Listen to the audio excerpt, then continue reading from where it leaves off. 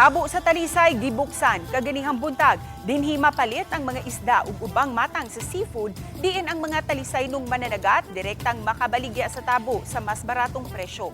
Apil na usab ang mga ani sa mga mag-uuma nga mga utanon, nagutmon, mga lamas ug mga prutas. Kaganihang buntag gibuksan ang Tabo sa Talisay sud sa compound sa likod nga bahin sa City Hall diin 28 ka mga mananagat ug mag-uuma ang misalmon sa Tabo. Matud sa Talisay City agriculturist nga way bayranan sa pwesto nga baligyaan sa mga mananagat ug mag-uuma. Hinungdan nga siguradong mas barato itandi sa ubang mga merkado. Samtang karong Huwebes ang mga mananagat ug mag-uuma ipaubos sa training ug seminar kalabot sa ilang panginabuhian taliwa ning climate change. Diferensya gid siya gamay lang pero at least barato gid siya. Nga nay lugar din nga makabaligya sila og kuan wala gud sila ibayad diri. Ya, barato ra sa ilang baligya. Wala mediator. Wala, uloy mediator, wala.